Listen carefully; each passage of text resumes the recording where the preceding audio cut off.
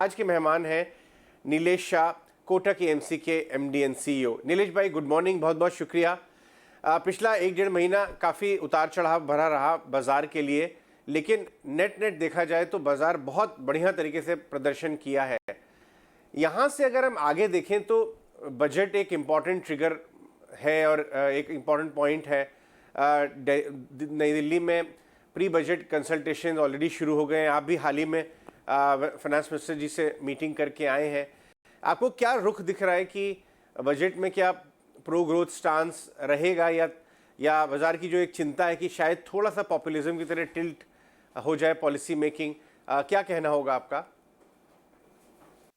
अजय भाई, उन्होंने जो वोट ऑन अकाउंट प्रेजेंट किया था इलेक्शन के पहले, उसमें ग्रोथ भी था और फिस्कल प्रूडेंस भी थी।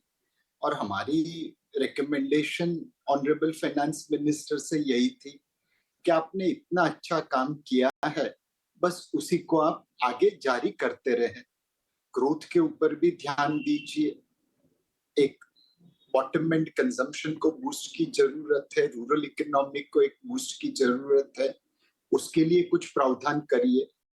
And more importantly, fiscal prudence का जो हमने पाथ अपनाया है उससे डेविएट मत करिए। हमारी एक और रिकमेंडेशन म्यूचुअल फंड इंडस्ट्री की तरफ से थी। आज हमने देखा है कि कई लोगों ने एसआईपी करके अपनी आर्थिक सुरक्षा हासिल करने की कोशिश की है। लंबी अवधि के लिए वो लोग निवेश करेंगे तो भारत की ग्रोथ स्टोरी के अच्छे पार्टनर बनेंगे, अच्छे पार्टिसिपेंट बनेंगे। बट ये पॉपुलेशन आज भी 4.5 करोड़ लोगों के आसपास है। पिछले 3 सालों में लोगों ने जितना पैसा म्यूचुअल फंड में लगाया, उससे दुगने से ज्यादा पैसा करेंसी नोट में घर में पड़ा है। तो हमने यही रिकमेंडेशन की कि अगर आप जन निवेश प्रकार की कोई योजना करें, जैसे लोगों का पैसा जो करेंसी नोट में पड़ा है वह म्यूचुअल फंड की तरफ मुख उस तरफ आ जाए, तो उनके लिए अच्छा रहेगा और भारत का डोमेस्टिक कैपिटल भारत की ग्रोथ में पार्टिसिपेट कर पाएगा। जी, बड़ी अच्छी खास बात ये आपने बताई। इस तरह कुछ अगर बजट में आता है तो मज़ा आ जाएगा। नीरज भाई, दूसरा बाजार का ये भी व्यू बन रहा है कि वाकई में जो आपका रूरल साइड है उसको बहुत ज़रूरत थी, लेकिन अर्ली ग्रीन शूट्स कुछ वहाँ पे संकेत दिख रहे हैं रिवाइवल के। आप तो मैक्रो इकोनॉमिक्स को भी बहुत ध्यान से देखते हैं, आपको वाकई इसमें संकेत दिखाई दे रहे हैं टियर 2 टियर 3 रूरल इंडिया में रिकवरी के?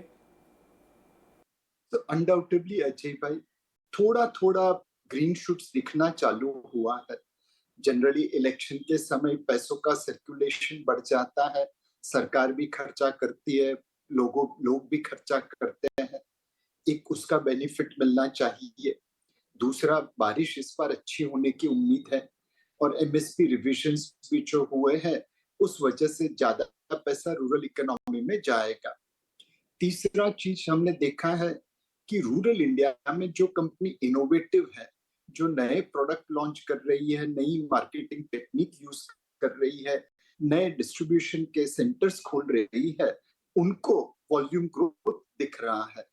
तो कुछ हद तक ओवरऑल रूरल इकोनॉमी में बेनिफिट मिल रहा है पैसों का। दूसरा, उन कंपनी जिन्होंने नए प्रोडक्ट या नई डिस्ट्रीब्यूशन के जरिए रूरल मार्केट को कवर किया है, उनको ज्यादा बेनिफिट दिख रहा है। नीरज भाई, आपने कमेंट्री तो सुनी होगी, चाहे वो राजनाथ सिंह जी की हो, चाहे फाइनेंस मिनिस्टर जी की, या 100 डे एजेंडा को लेके एक एक करके सारे मिनिस्ट्रीज अपना स्टांस बता रही हैं। एक बाजार के नज़रिए से आपको जो अलग अलग बड़ी मिनिस्ट्रीज है वहाँ पे रिफॉर्म का क्या उम्मीद बन रही है यहाँ न्यू टर्म में? अजय भाई, मेरे हिसाब से भारत का ग्रोथ मोमेंटम तो काफी अच्छा है। पिछले कई 2-3 सालों से हम दुनिया की फास्टेस्ट ग्रोइंग मेजर इकोनॉमी बन रहे हैं और ये ट्रेंड आगे भी चलता रहेगा। अब उम्मीद ये है कि हम मिडिल इनकम ट्रैप में नहीं फंसे। हमें और रिफॉर्म करने की जरूरत है ताकि धीरे धीरे करके हमारी ग्रोथ की रफ्तार उतनी तेज हो जाए जितनी किसी समय में चाइना की थी। अब इसके लिए बेसिक रिफॉर्म्स करने जरूरी है। एंड वही 100 डे एजेंडा में हम देख रहे हैं कि एक के बाद एक मिनिस्ट्री विकसित भारत के लिए क्या करना चाहिए और वो क्या कर रहे हैं, उसके ऊपर फोकस कर रहे हैं। यह एक जर्नी है, इसका डेस्टिनेशन इमीडिएटली तो नहीं आएगा, बट एज दे से well begin is half done. तो मार्केट काफी उम्मीद लगा के बैठा है कि ये 100 डे एजेंडा से भारत की ग्रोथ को और रफ्तार मिलेगी और लंबे समय के लिए वो रफ्तार चालू रहेगी।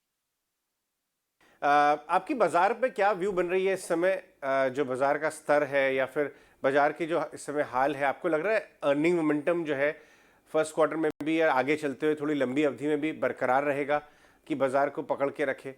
और क्योंकि वरना लोगों का ये मानना है कि अर्निंग एक्सपेंशन अगर नहीं आया तो बाजार महंगा लगने लगेगा। अनडाउटेबली अजय भाई, इस वक्त हमारी मार्केट जो है, उन्होंने भारतीय स्पेक्टेटर की तरह T20 वर्ल्ड कप घर पे आने वाला है वैसे डिस्काउंट करके बैठे हैं। टीम का फॉर्म सही है, एक मैच भी नहीं हारे हैं और इसीलिए ये उम्मीद बनती है कि T20 वर्ल्ड कप घर पे आएगा। सेम चीज मार्केट में है, अर्निंग्स मोमेंटम अच्छा है, पैसों का फ्लो भी अच्छा है, और जब हम अच्छा कर रहे हैं तो दूसरे लोग उतना अच्छा नहीं कर रहे हैं। ये तीनों का कॉम्बिनेशन आज मार्केट के वैल्यूएशन पे दिख रहा है।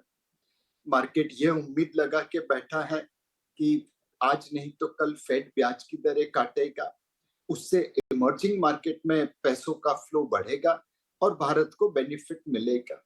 मार्केट ये उम्मीद भी लगा के बैठा है कि भारत की जो MSCI इमर्जिंग मार्केट इंडेक्स में वेट है, उसमें सितंबर 24 रिवीजन के समय कुछ बढ़ोतरी हो सकती है।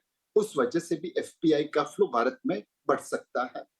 अर्निंग्स के ऊपर मार्केट तकरीबन 1125 से 1150 की निफ्टी EPS इस साल की और 1300 से 1325 नेक्स्ट साल की लगा के बैठा है। इसमें से अगर कोई भी एक्सपेक्टेशन मीट नहीं होती है तो जायज है कि मार्केट में करेक्शन आ सकता है, बट अगर ये एक्सपेक्टेशन मीट होती रहे और आगे का रास्ता और साफ दिखने लगे तो मार्केट में तेजी बरकरार रहेगी। ऑलराइट यश भाई, बहुत बहुत शुक्रिया आज हमसे बात करने के लिए और बाजार के अपने व्यूज़ हमारे साथ शेयर करने के लिए। धन्यवाद।